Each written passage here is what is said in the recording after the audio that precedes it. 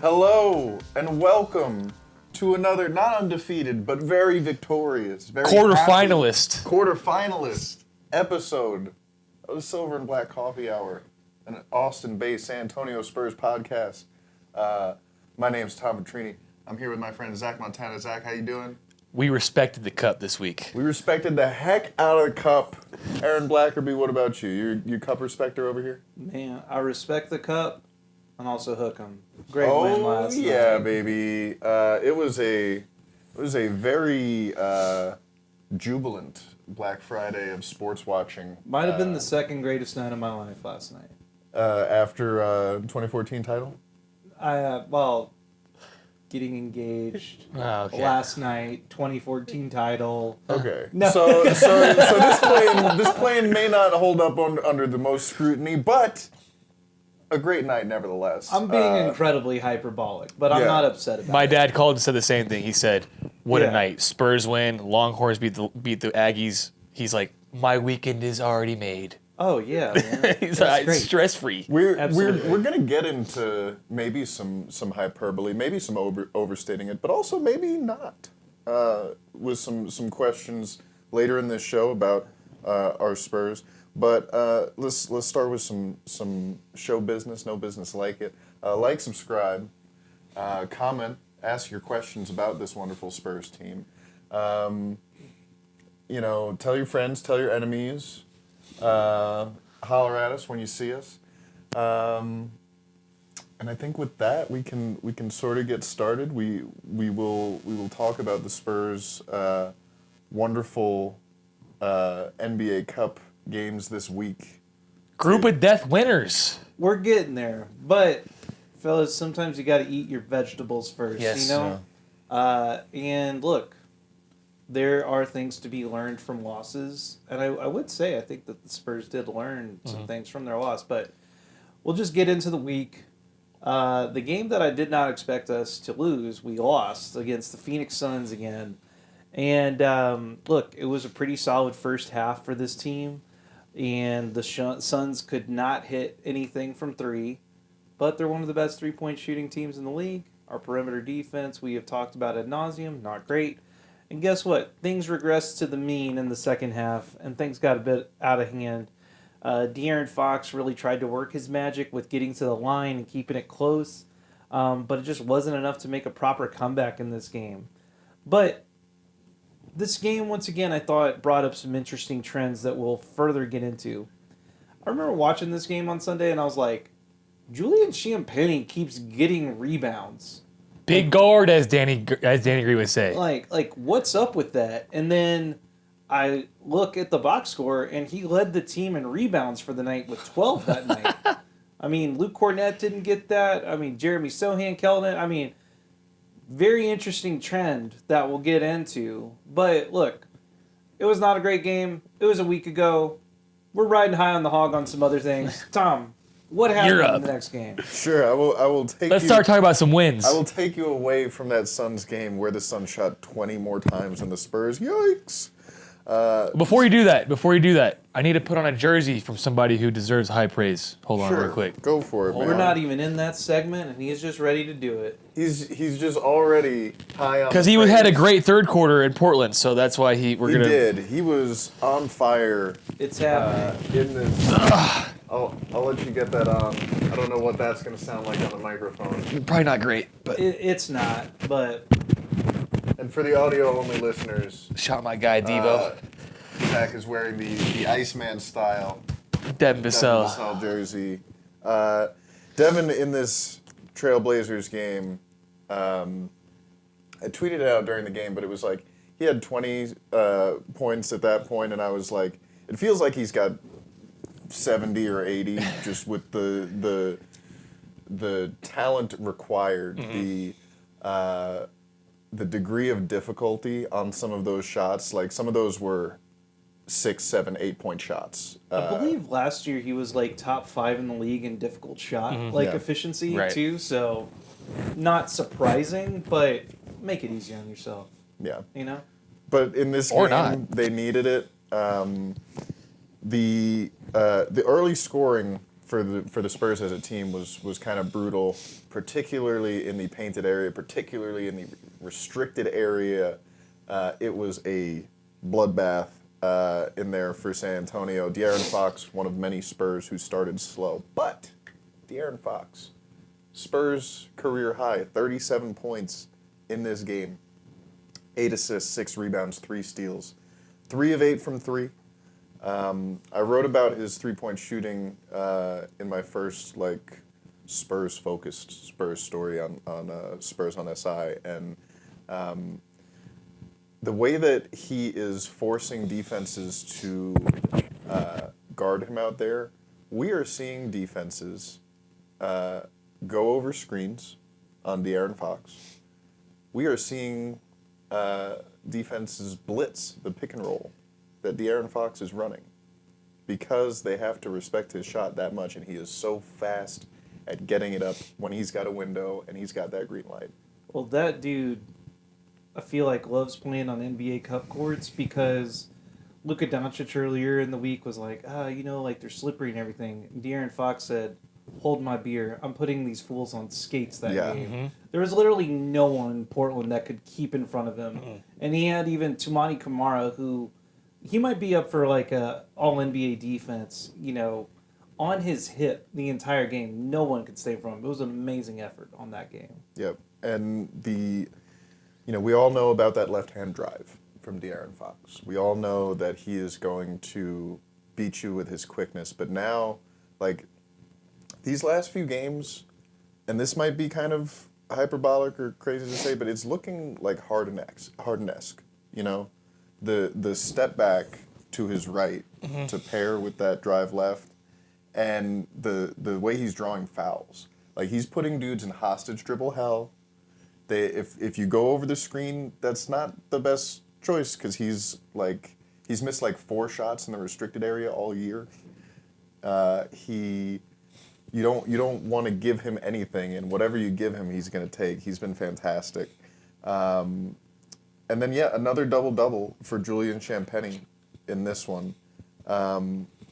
Interesting to me, the Spurs won the turnover battle 18-9 in this game after losing it, I think, 19-6 in the Suns game. They, like I said, in the Suns game, they shot 20 times less than the Suns.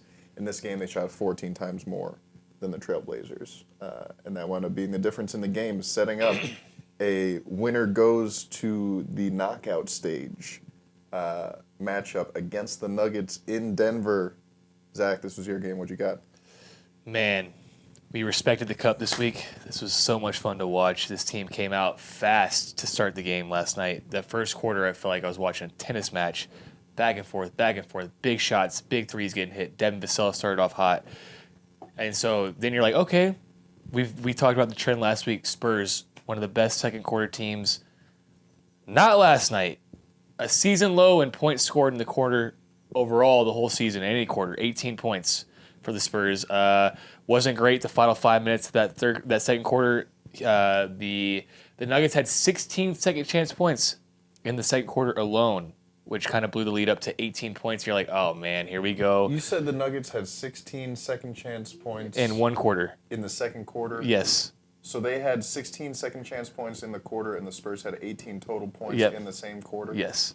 So that you go into halftime, and to give you a setup, my setup view was the UT game over here and the Spurs game over here.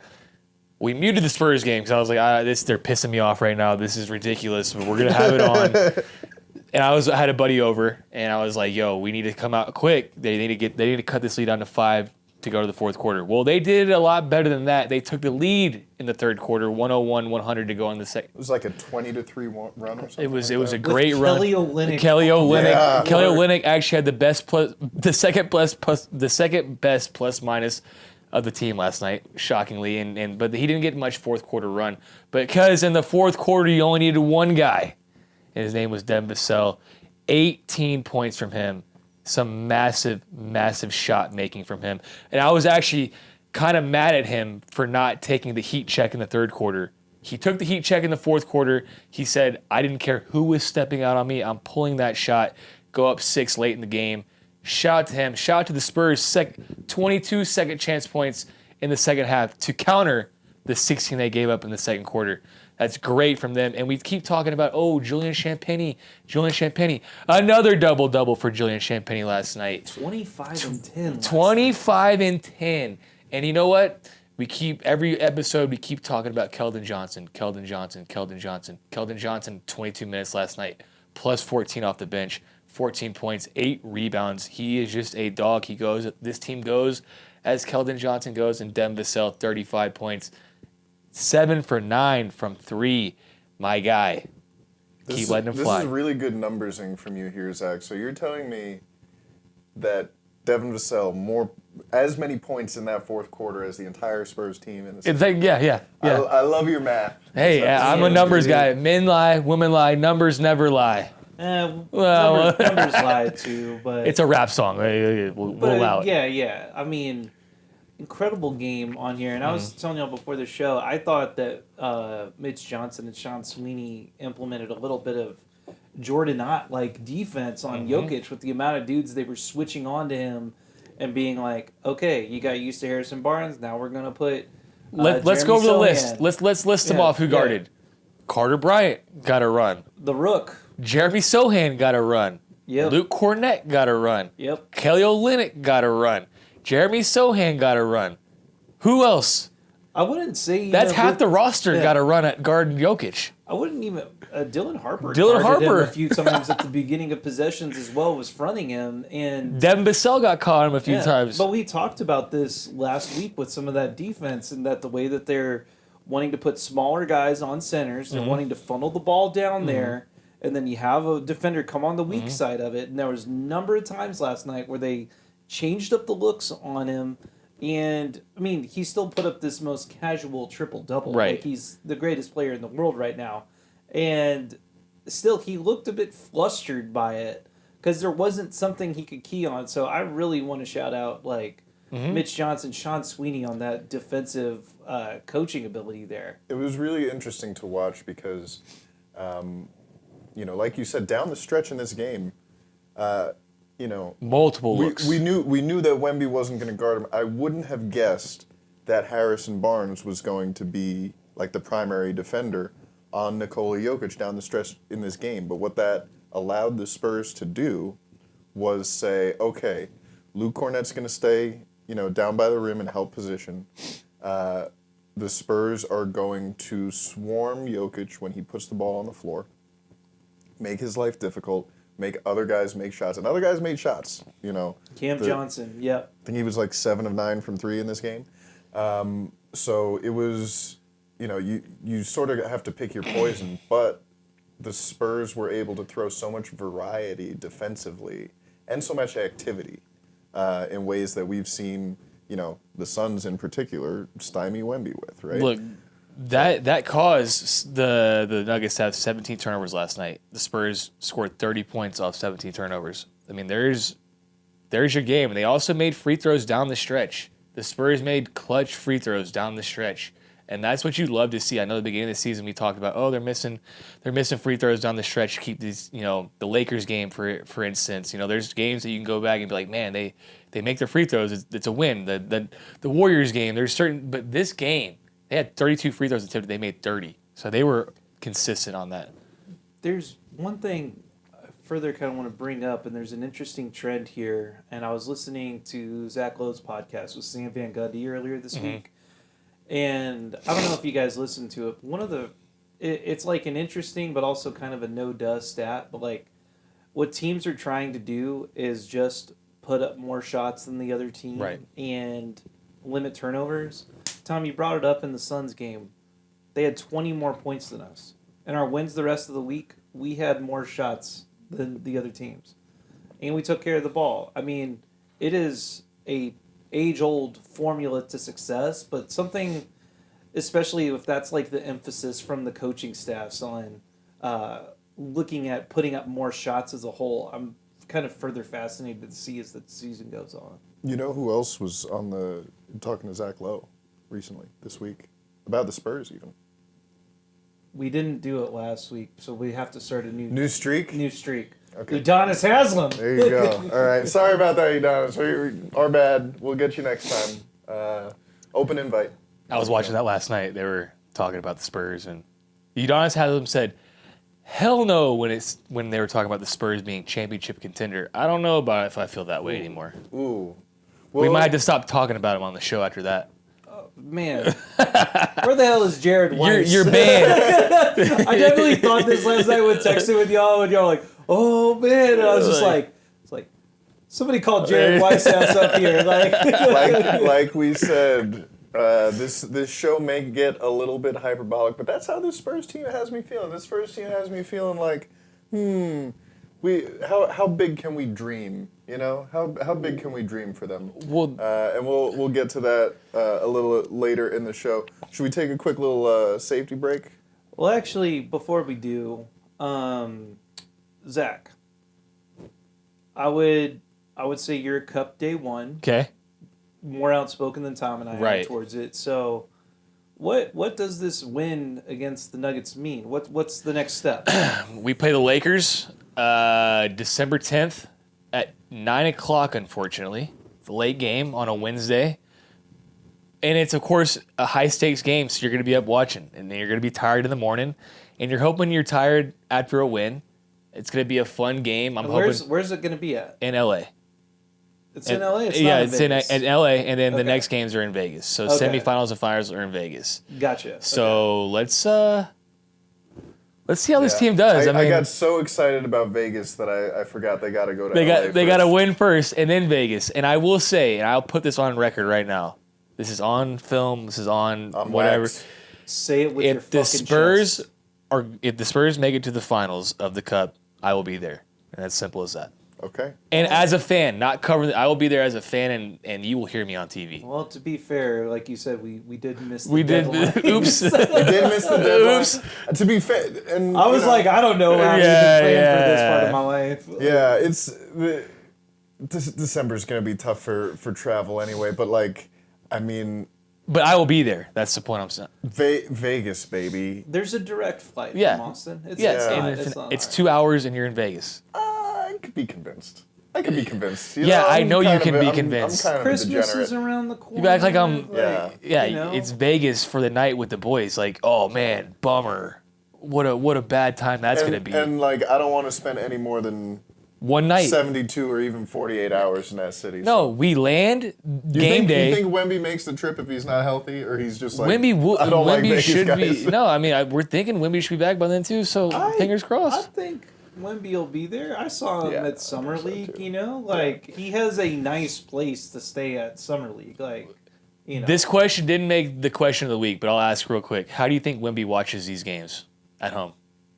I mean, in his shorts. No, like do you think he's like getting up animated, standing, clapping? Do you think Steph Castle comes over, watch the games with them? Like you I think they're having? Wemby is a psychopath. Yeah. Yeah, I imagine he's incredibly animated with this. Do you think Steph comes and watches his game with them? Like you think they have a little homie night? Like yo, I'm ordering pizza, come over and watch the I don't game. think they're ordering pizza. I don't think Wemby eats pizza. Okay, well, we're ordering food, whatever. Come over. The chef's cooking for us. Come Yeah. watch the game. I think Wemby is like watching suspended in some sort of like high tech Tank. healing goop, like yeah, the tank, yeah, like, yeah, yeah, Star Wars yeah. back to tank. Yeah, yeah, he yeah. has a hyperbaric chamber Yeah. with like an iPad. Yeah. Just Well, those Yeah. those do come built in with TVs. I build those, so they do come in built with TVs. What the fuck? Yeah, the For chambers. You lay in them. They have a flat screen right above Yo, you.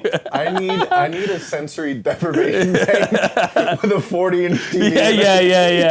Yeah. Exactly. Give me a sensory deprivation tank with cup games. Yeah. There you Oh go. my god, that is the key for my ascension. Oh man. Well, man, we're already in a good mood. I think we should power through this part at least. Up next, we'll get some high praise. Hey everyone, welcome back to High Praise. If you are for some reason joining us at this point in the podcast, look, we're glad you're here. This is the point of the podcast where we really spread the positive vibes and talk about things that we are incredibly positive about with this team. That's not really the best way I could phrase this, but it's still early and I'm drinking my coffee. See, eating my coffee. It's We'll allow it. struggling through this shit this morning. Holiday weekend, that's the way it happens. Regardless, thank y'all for being here. We got some high praise. I'm going to just jump us off, just kind of talking about the team as a whole right now. Look, I'm just going to, 5-1 right now without Wemby. That's huge, all right? Ian Castle, all while still remaining top 10 in offense and defense in the league. In the last 6 games, the Spurs are currently tied for 6th in the league in points with the Boston Celtics, 9th in three-point percentage, and 3rd in free throw percentage at 84.2. Once again, two of the guys that draw the most fouls, and Wemby and Stephon Castle on our team, are not playing.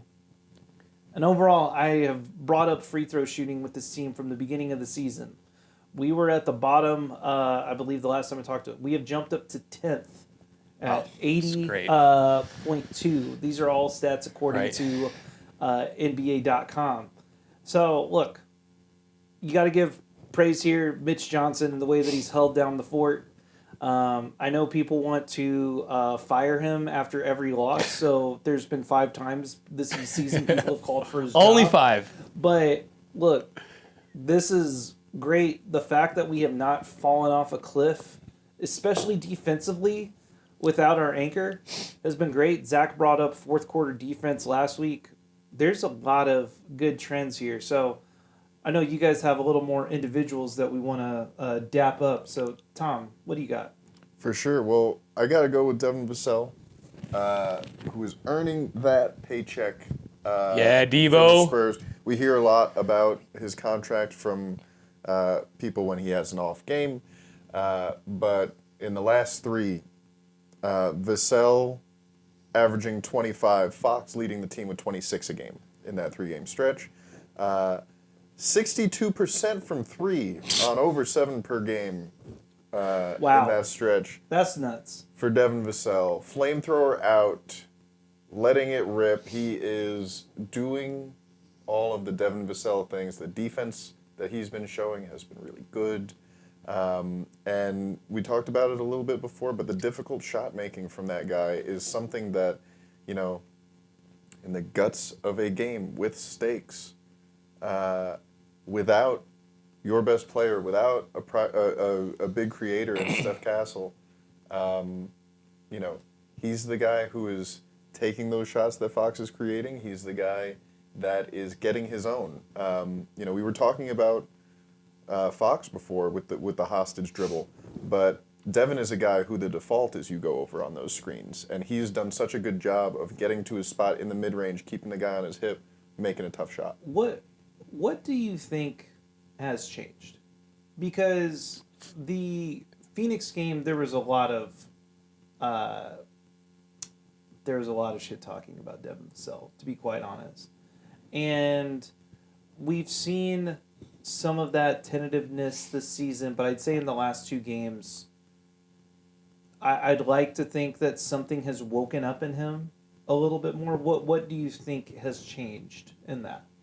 I mean, I think that with shooters, it's always a confidence thing. Rhythm. And, you know, just in having talked to Mitch Johnson, not specifically about Devin, I think I asked him about De'Aaron, because I forget which game it was, but he had a slow start to the game and then just went on fire in the second half, and it's like, you know, what Kings do you game. say? Yeah. Yep.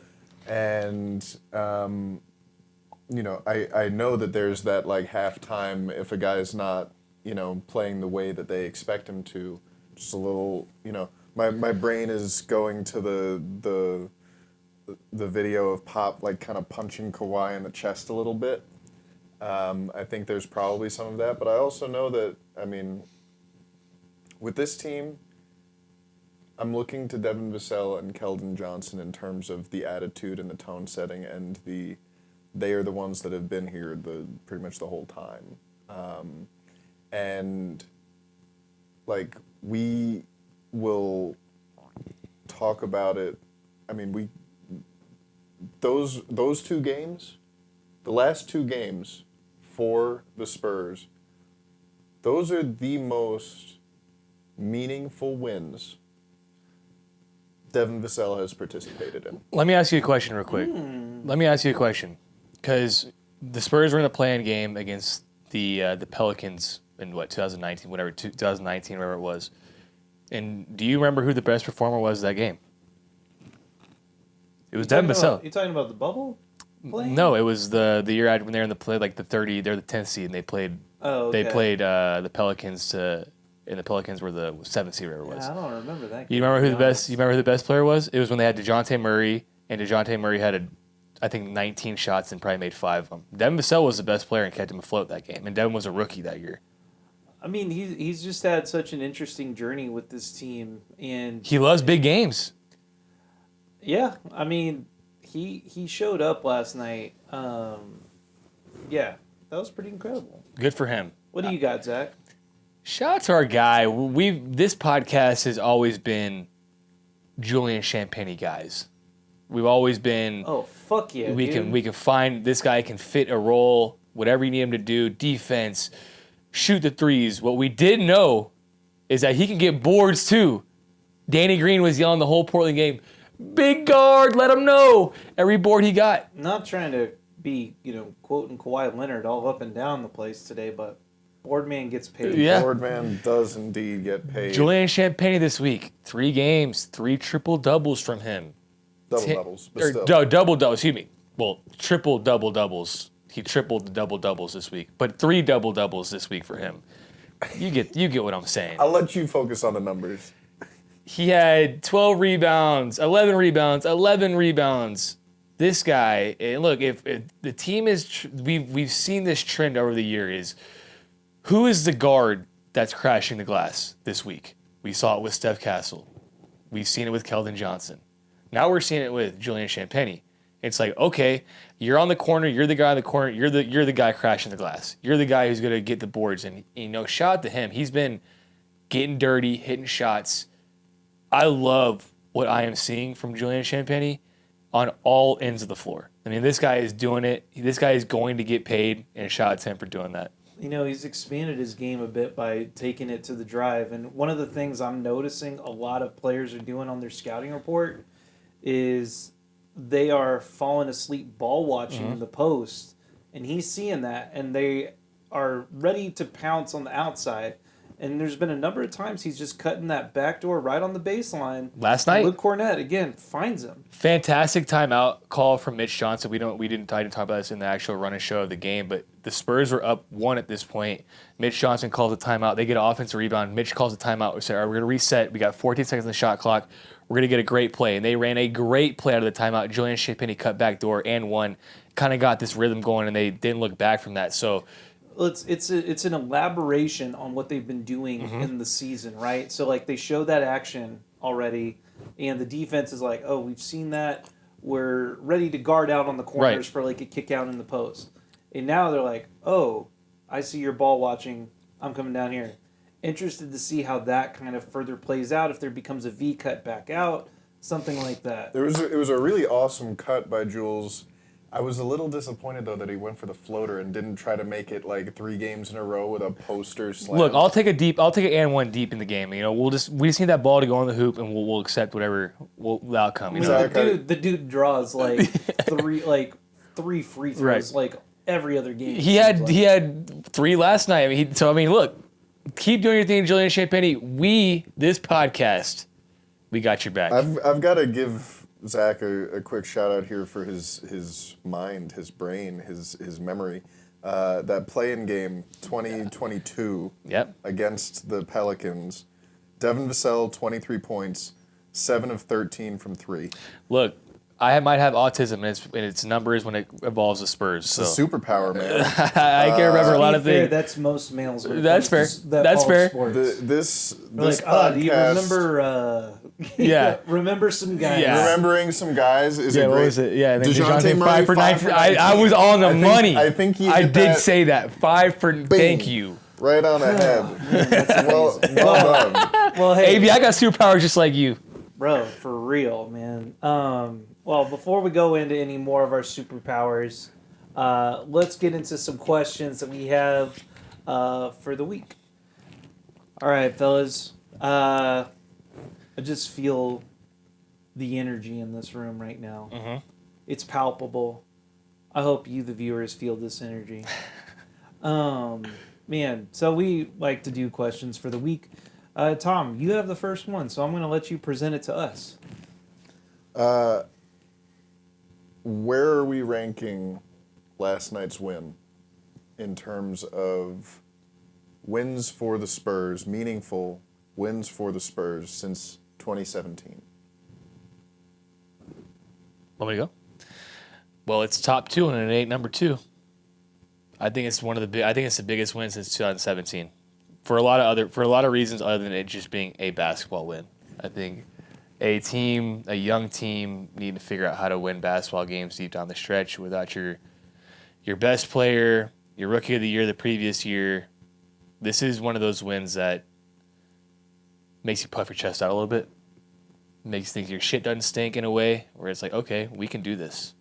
And so that's why I think it's up there with top wins that we've had. We were talking about last week that the Spurs had this opportunity last year on the road against the Suns.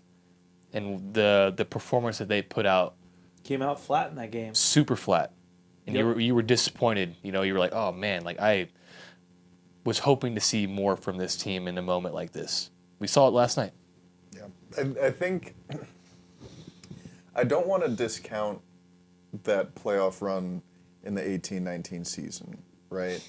Playoff run. They played a 7-game series against the Nuggets. Lost in Game 7 by like 4 points. They were in the game. It was Denver's first playoff series win in a decade, right? Behind Jokic and Murray. Who was the only person on this Spurs team who was there for the Spurs in that series? Any guess? Keldon? It's a trick question. No one.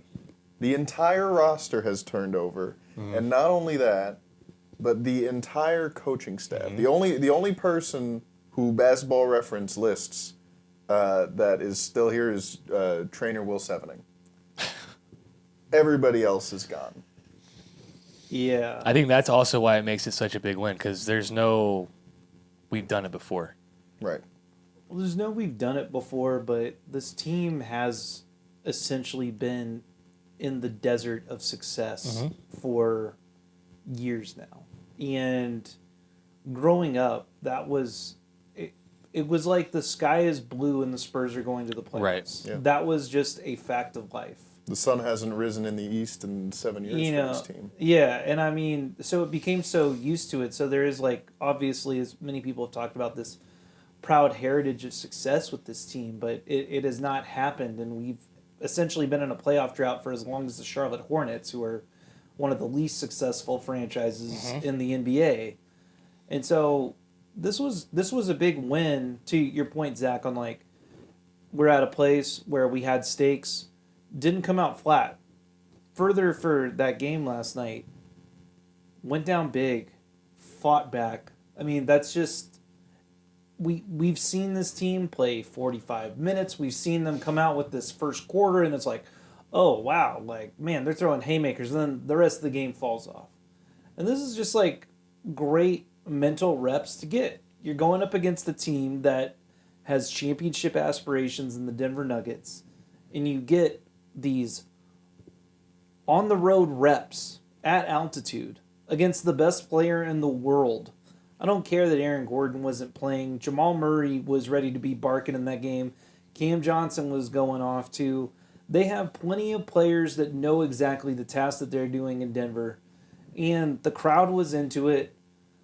There were Spurs fans there. Shout out to any Denver Spurs fans listening to this. I know a few. And to get that mental rep further without Victor Wembanyama. And Steph Castle. And Steph Castle, but like I'm saying specifically without Wemby, is that there was a lot of times, especially last year before he got hurt, that it was like, whoa, look what Wemby's doing. And like, traded for De'Aaron Fox, the wheels fell off. Just flat out.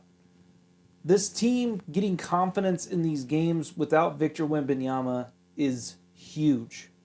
And there are going to be times in the playoffs which, look, they're in a very good position right now where they make these playoff games, slow down, you're going to be playing against savvier playoff teams. Every team that we play in the playoffs this year is going to have more experience than the Spurs. Every one of them.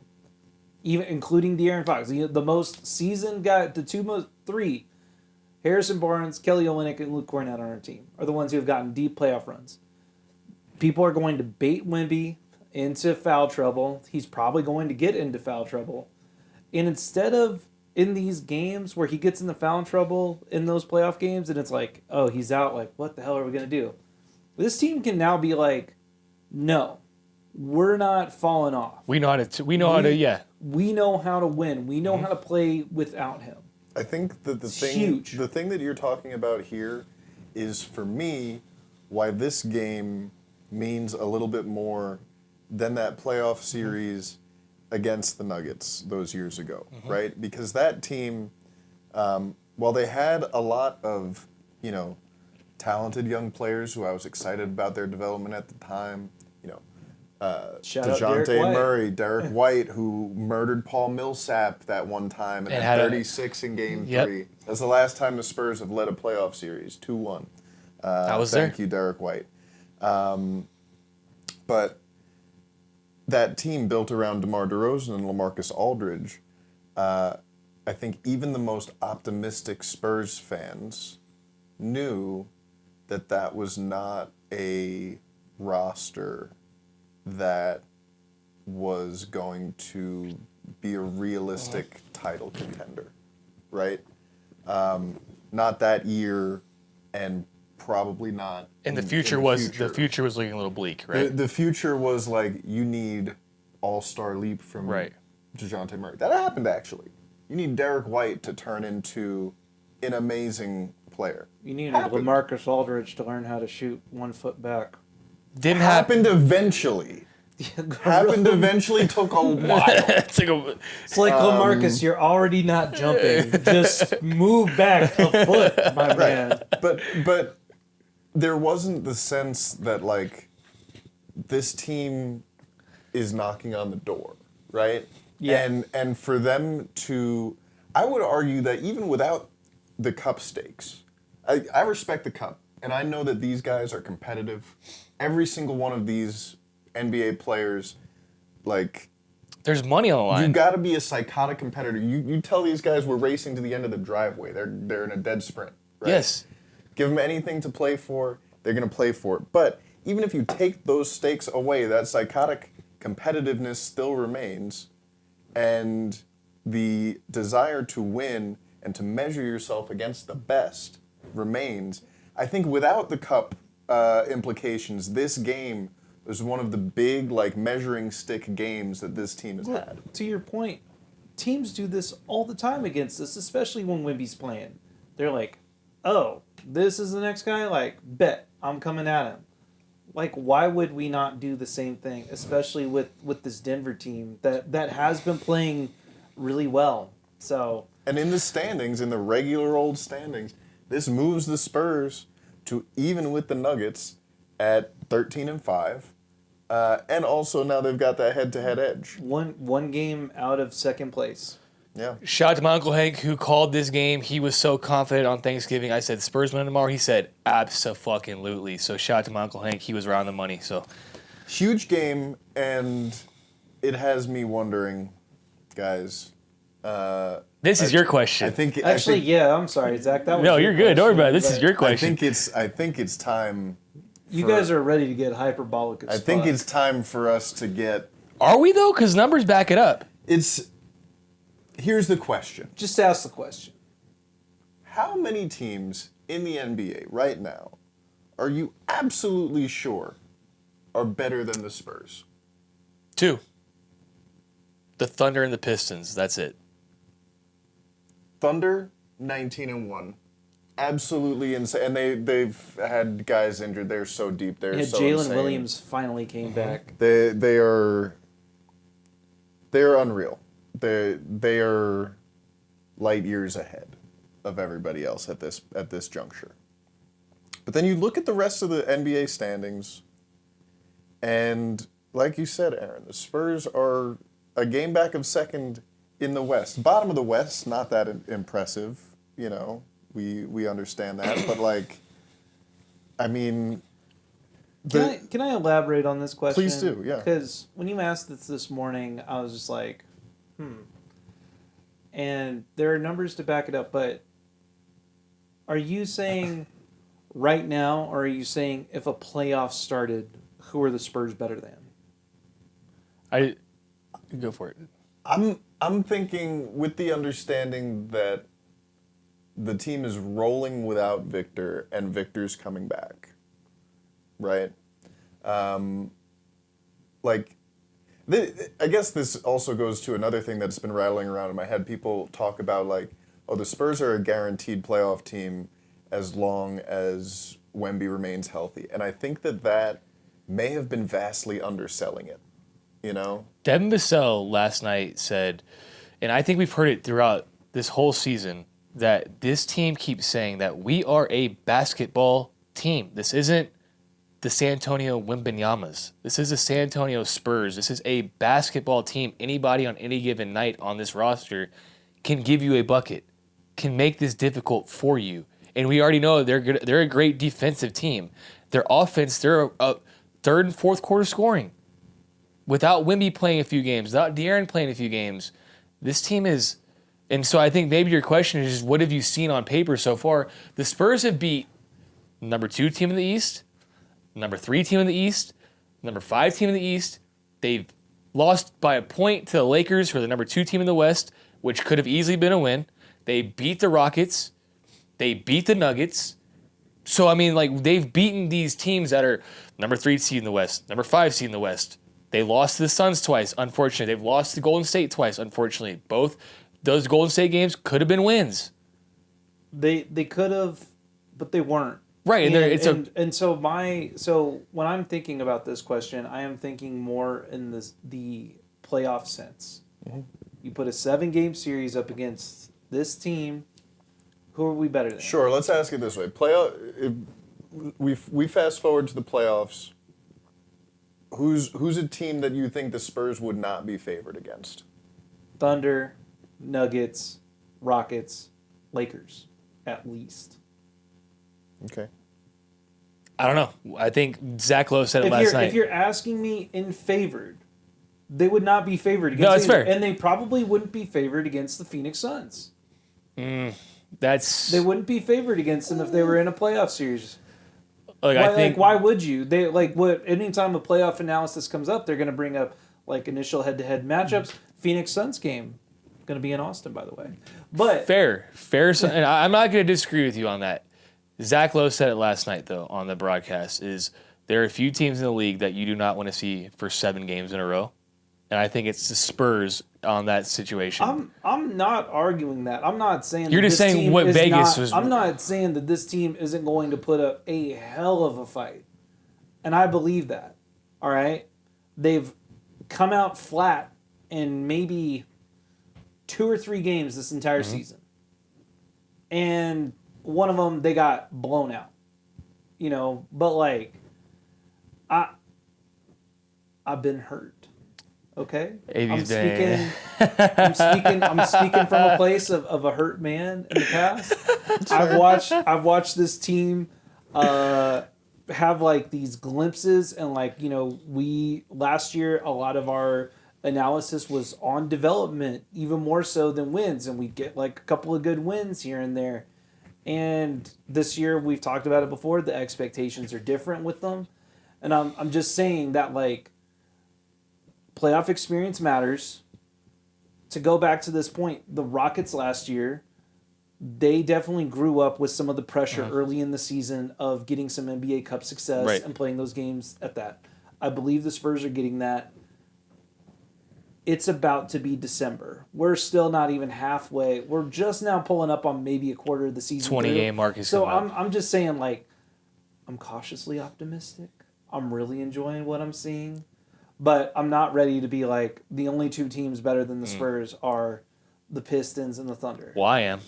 I'm glad. I am. I'm glad. Like I want to be As where an y'all NBA are. as an NBA sicko, I mean, I'm not saying y'all don't watch, but I've been watching a lot of basketball, and I just watch the Spurs team and compare it to a lot of these other teams I'm watching. And I'm like, this team is. It's a breath of fresh air. They're a very good basketball team. I think we're a very good basketball team. I I don't think we're great. No, Yet. I'm not saying that, but I think there are only a few great teams in the league.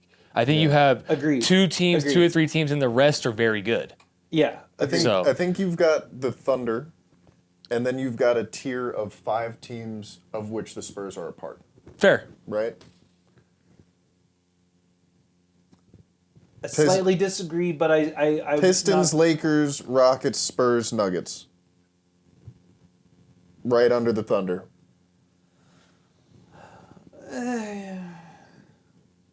I put them at the top of the third tier. I don't Okay. know if they're quite there yet. Okay. I think I with the think they can get there. I think with the can quality call my ass wins. out. You can call my ass out in a month if you're like AB now, and I'd be like, yeah, now I'm there. Okay, that's fine. I'm not there today. We'll put a mark is on it. The what I'm 29th of saying. November. We'll come back basically New Year's Day, and we'll talk about it. Yeah. All right. Y'all ready to talk about something else that we might have disagreement on? Sure, Yeah. Okay. Look, let's fight. this is healthy debate. Let's fight. Look, first off, stand up. All right, we love y'all. Jeremy Sochan, we're a fan. I have a Fiesta jersey of Jeremy Sochan. You're Stephen Well, A. Smithing. Well, one thing. Well, let's just put it this way, man. We Mario Chalmers is a dear friend. With that being said, though, one thing we haven't talked about this entire season really has been Jeremy Sochan. There are, I believe, some struggles, and to quote Charles Barkley, we are about to have a dialogue. Mm-hmm. So, what do you guys think is up with Jeremy Sochan? Can I ask a question before we go into this? Sure. I can even give you some of his career stats compared to What the season. What do you think this season Jeremy Sochan's role has been? I don't know. So that goes. I don't know what his role has been, but I don't know. Once again, there's two things in the relationship of Jeremy Sochan and the San Antonio Spurs. I don't know if the Spurs have put him in lineups that he can fully be actualized in. He gets put in a lot of times with Kelly Olynyk, and that's kind of a.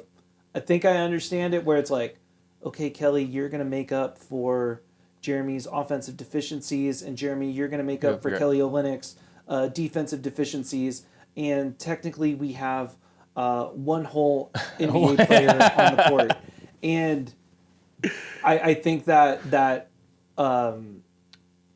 the maxim for both players is not actualized. There is what I'd say. Do you think it's been difficult for the Spurs overall, the coaching staff, and Jeremy to figure out what his role has been because of De'Aaron Fox not being there at the start of the season, Jeremy not being there at the start of the season, No, and no. then Wemby not being there at this point? No, I don't actually. Okay. I do think that this is at this point, Jeremy has played every position Right. on the basketball court, and he has been a good sport about that. He has done everything he can.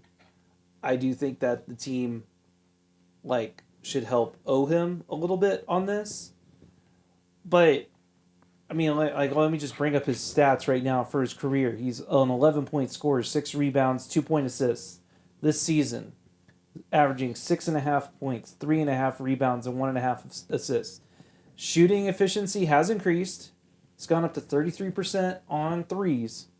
But what I'm seeing out here, and I don't think this is kind of what I'm getting to is I'm not even sure this has much to do with the lineups he's actualized in. I see him not prepared for the ball. I see him fumbling a lot on his handle. And it just kind of... The places where he would be really successful in and cutting in the dunker spot, I still see him having these good instincts for moving off ball and cutting to open space. But it's like he's not expecting the ball when he gets it. And I think that has more to do with his confidence than anything. I mean...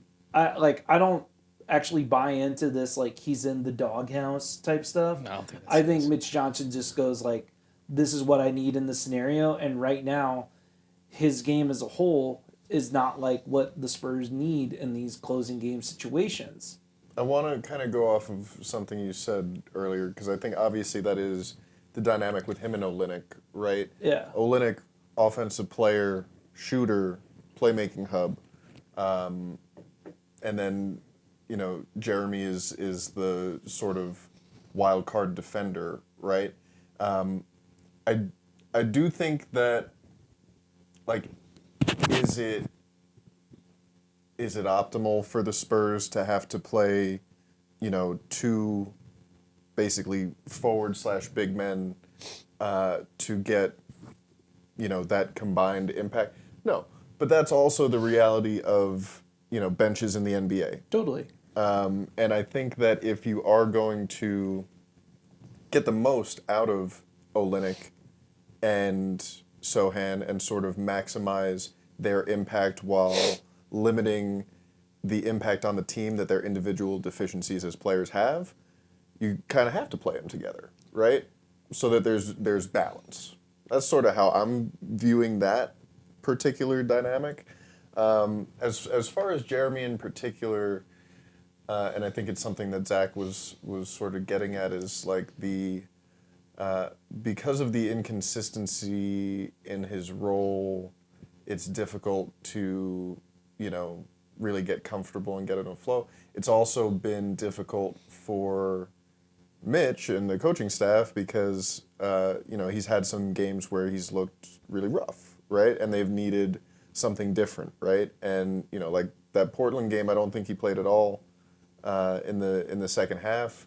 I think he was like 1 of 7 from the floor in the first half and really rough. But then you go to the second half in Denver, and he's the one that's in Jokic's shirt, So I mean, he is, and I thought he gave a pretty valiant effort despite getting into foul trouble pretty quickly on that game.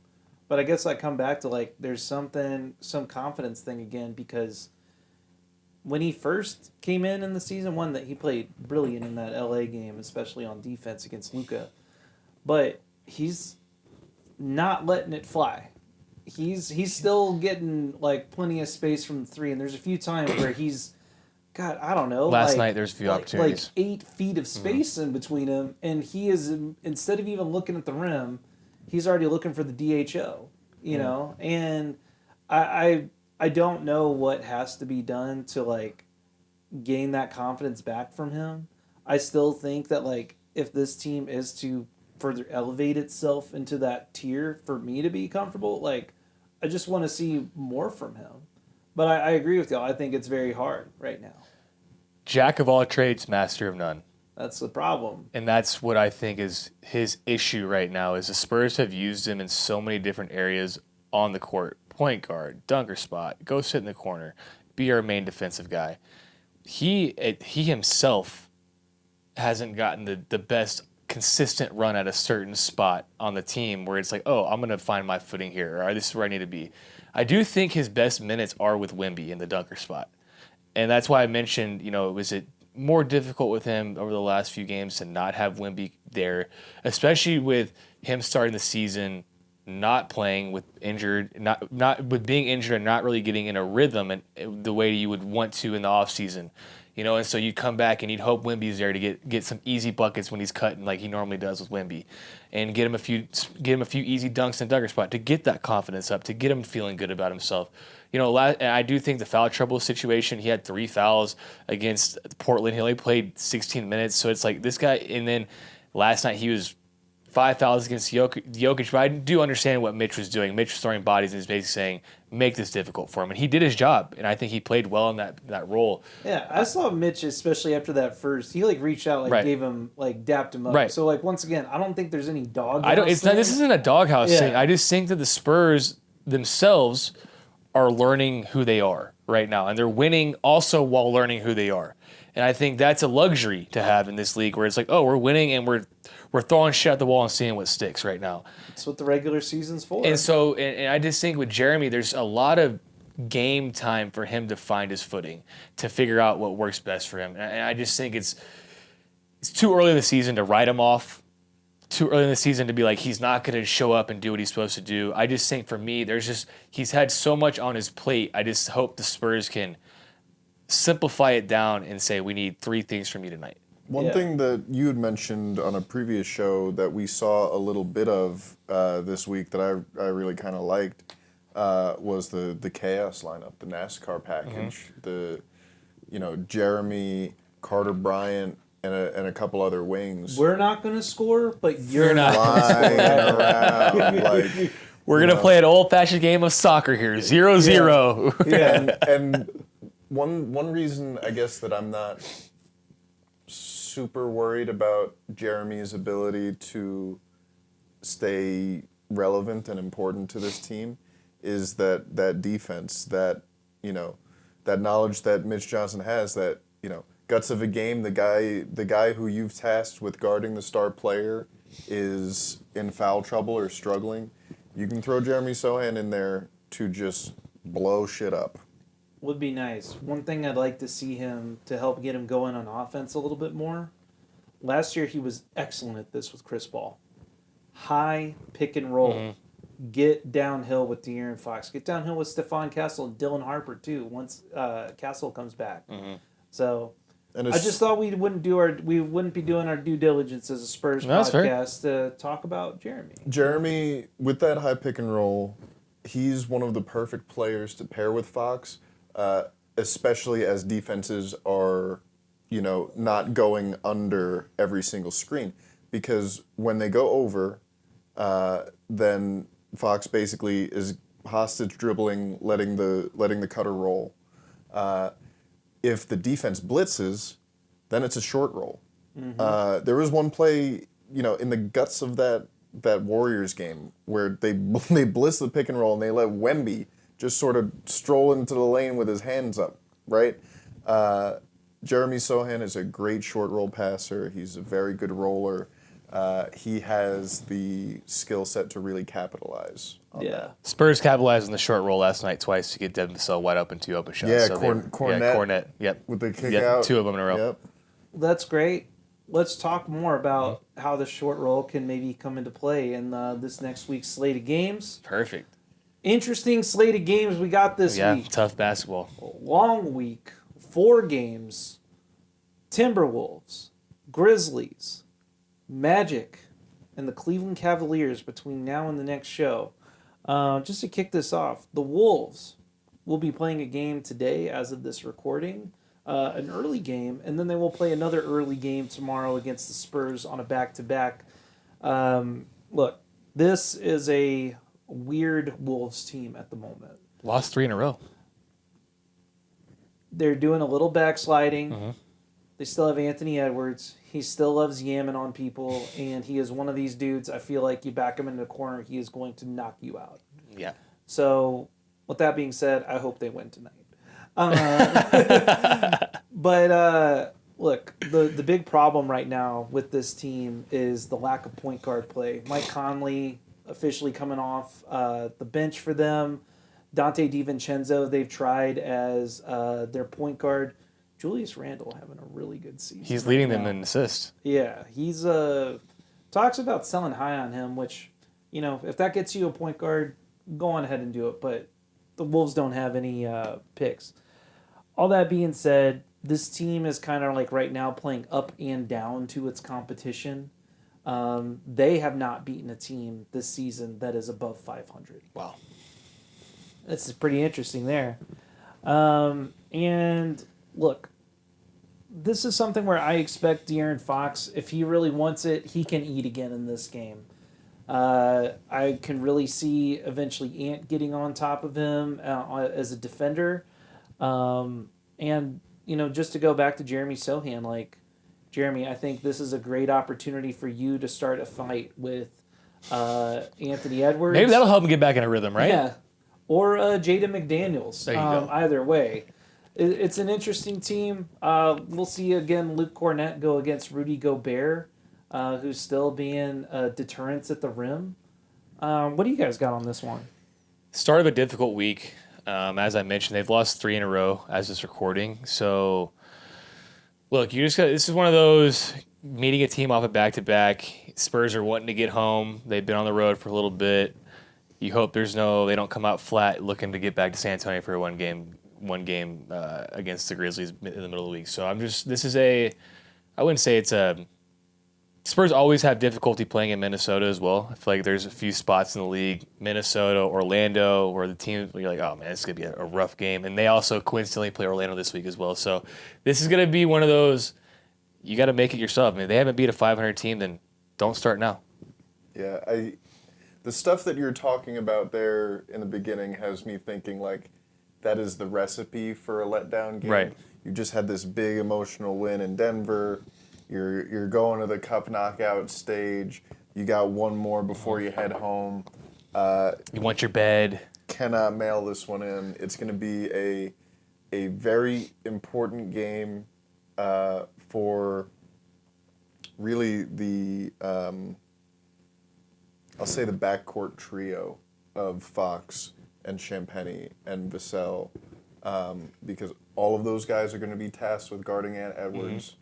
All of those guys are going to be jointly responsible for limiting him, and could be some opportunity for Sochan as well there,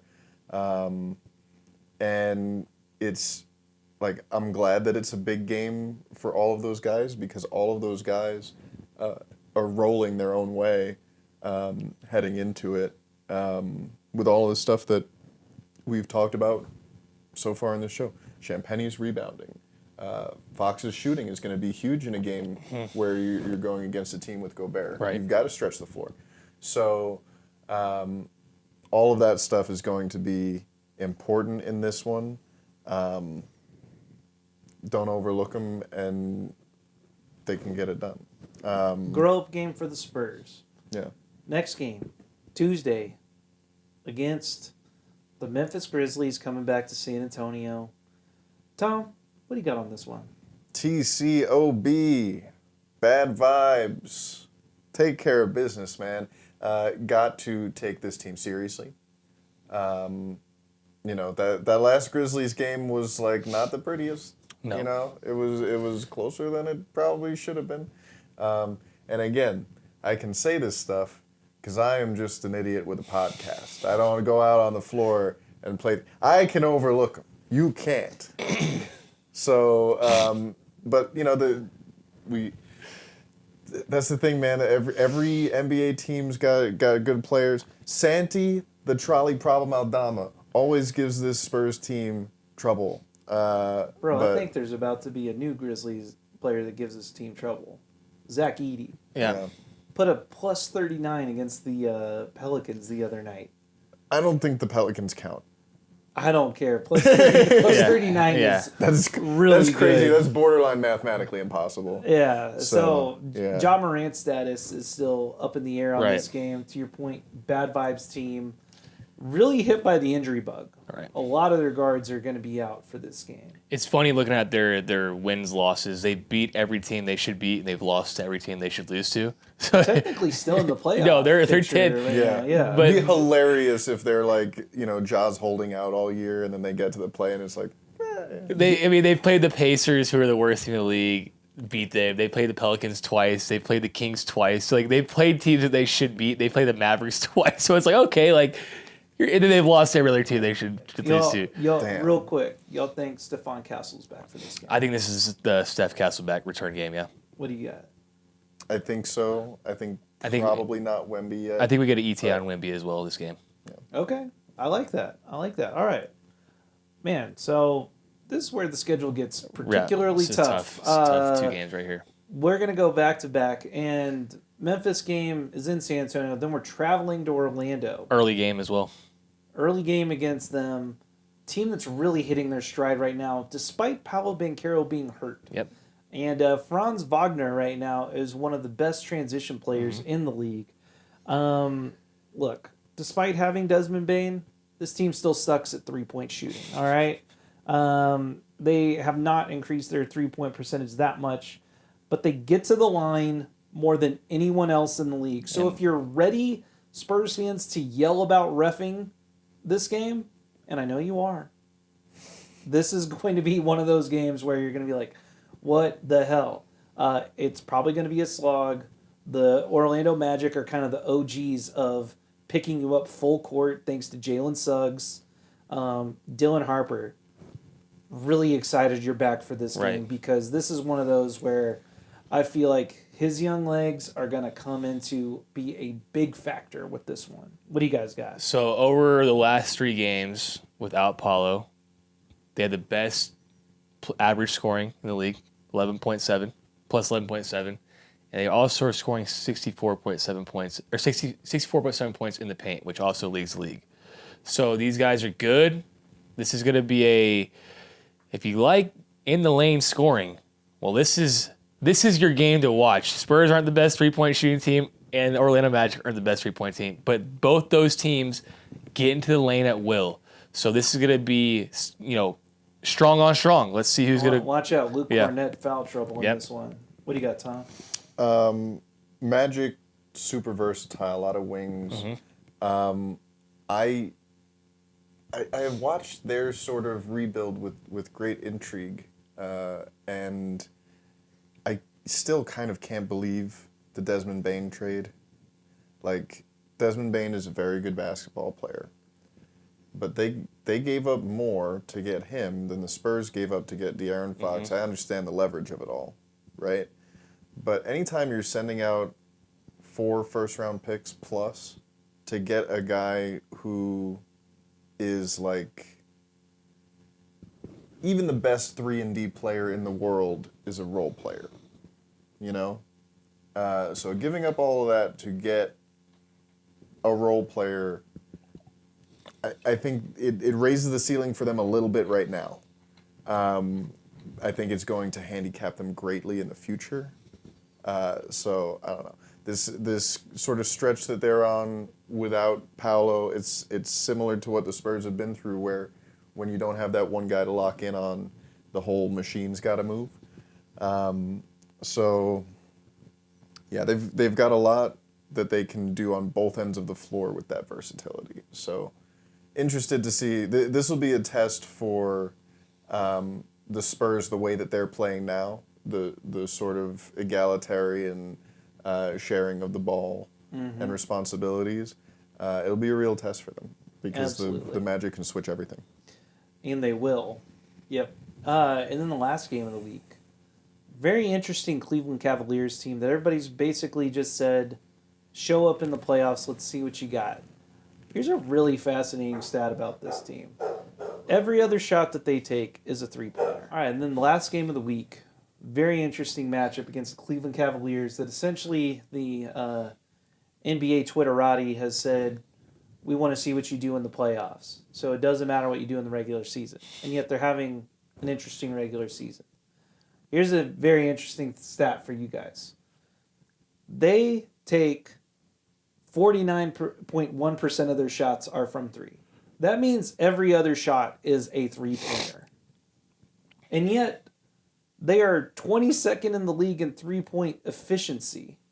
And yet I believe they are second in makes, so they're just going to shoot the ball a lot. Donovan Mitchell is always a dark horse MVP candidate. Darius Garland is finally coming back from a left toe contusion. And despite having Jared Allen and Evan Mobley on the team, they rank 22nd in rebounds. What I have here in my notes, and this is really based off truly nothing other than I just like watching Harrison Barnes go off. I feel like this is going to be like, if there's a Mr. 100% game. Is it? This is the one for him. Yeah, All right. I think so. But Spurs fans on this one, if we get a lead, don't expect it to be there for very long because they're just going to bomb away the entire game. This is a very difficult matchup, knowing the way the Spurs play defense. They allow a lot of perimeter shooting. So if they're not going to, let's hope that on Friday the Cleveland Cavaliers will not be efficient. You mentioned Donovan Mitchell. He's averaging 30 points a game. That's the head of the snake. Take care of him. Let's hope we'll have Steph Castle back by then. Be a perfect player to throw on Donovan Mitchell for the whole game, just to rattle him, make life more difficult for him. A big guard to just stifle things to stop the point of I attack. think Dylan Harper can do that Yeah. too. By the way. Yep, not disagreeing. It's always nice having multiple guys to throw Yeah. at people like we saw last night with Jokic. So that's head of the snake. If you look at the numbers, they're very similar on scoring, on points like that. They're all kind of the Spurs and the Cavs are pretty middle of the pack. So this is going to be it's a good barometer test to see where we're at. Yeah. What do you got, Tom? I think I just realized that that's the first mention of Dylan Harper on the show. No, who we talked about him very Yeah. little bit, but Yeah, you know. came back from his injury, looked pretty good. This Cavs team, to me, I mean, so many of these games, obviously every game is more interesting with Wemby. I think with all of the length that the Cavs have, this is one where, man, it would be much more fun to watch the big guy test himself Right. against all of that length. Right. Yeah. Don't think he'll be back in time for this one. Probably not. But I don't know. I really, that amount of 3-point shooting, like when you said that, I was kind of like, ooh. Made you a little like nervous. That this has like shooting variance, slot machine written all over it. So yeah. Well, all right, guys. I want to bring up a really interesting stat here as we round out the show. This is a pat your own back stat. No. I think the more interesting stat is Tom's actually. Yeah. At the end of the show, Should we make our prediction first and then say it? No, I want to do this first. Actually, Sure. at the end of the show, we predict for the week and everything. I've been keeping track of aggregating everybody. Our own Tom Petrini here has only predicted the Spurs to lose one game all season. 17-7. What game was 17-1. Do you remember? I don't have what game You gotta it go was. back in the tape. I but see the one over here. What is it? I think I said they would lose one of those Warriors games, and they did. So you're So, right. you know They what? lost both of them. Okay, but so I think the Spurs Yeah. should have won one of those games, Fair. and I think that the Suns, whatever, who cares? The Lakers, they should have won that game. Lost by a point. Ref show. Lost by a point to the Warriors. So they should be. Fair. To be fair, no one has been accurate. This AB, season. you've been pretty close. I'm 16-2. AB's 14-4 right now. The Spurs are 13-5 right now. So we got to give credit where credit's due. AB's been kind of on the money on that. I'm still off. I feel like. But you're the closest of the group. I mean, I feel like I was saying this earlier. Yeah, I was but don't listen to my predictions. I've been wrong all week. You're wrong on all of the individual games, but somehow right in the aggregate. That's true. We're losing this one. They win. Yeah. I mean, last week I said it was Michelle's man, Nuggets, nope. Yeah. Oops. Wrong as hell. Well, what's our prediction this week? Tom, you got to go first because you always cheat. You get caught up in the interview. You get caught up in the vibe. You know what? Tom is already caught up in Yeah. the Let me get caught up in the vibe. Of Here he Don't goes. worry about Here me. he goes. Here he goes again. No, what? 1 and 3, even the numbers? No, I'm kidding. I do think they're definitely, gonna do it definitely is a bad word, but I have a feeling they're going to lose a game this week. Okay. The one that gives me the most Heebie-jeebies. feelings, the most heebie-jeebies, is that Cavs game because they're a great team and the sort of stylistically would present challenges for the Spurs even if they're fully healthy. And I don't think we're getting Wemby back for that game. So it wouldn't surprise me if it was 2-2. I'm going 2-2. But I think that the Spurs are rolling so hard it's going to be 3-1. You're going 3-1. 2-2. You're going 2-2. Any predictions on which ones they lose? I think the Orlando game is going to be tough. And for some reason, just think the Cavs game is going to be tough. I think it's going to be a close game like it was last year. They lost in overtime to them, so it's going to be another close one like that. Not so fast. There he is. Luke Corso. We're going 3-1. Oh, AB. I think Orlando is actually the toughest Yep. team we have to play this week over the Cavs. Yeah. So I'm gonna go 3-1. I'm gonna say it with my chest. I'm coming with Tom on the riding high on the hog ride. And look, Can we make one more prediction before we leave, real quick? one more, yeah. Do you think Wemby is back next Monday against New Orleans? No. Because then the Wednesday game is a cup game. Well, We'll talk about that on the show next week. So Anyway, what do you guys got to say before we roll out? Last night was a very fun experience. I think this whole week has been fun for the Spurs, but last night was a very. I sat down on my couch after the game, was just like took a deep breath, and I was like, man, that was a big win for this team. So I hope everyone enjoyed it. I hope everyone enjoyed the show, and keep watching. Go Spurs, go! Yeah, thankful for meaningful Spurs basketball. Right. Thankful for you guys. Thankful for you guys. Like, subscribe, comment, ask us questions, tell your friends, tell your enemies. AB?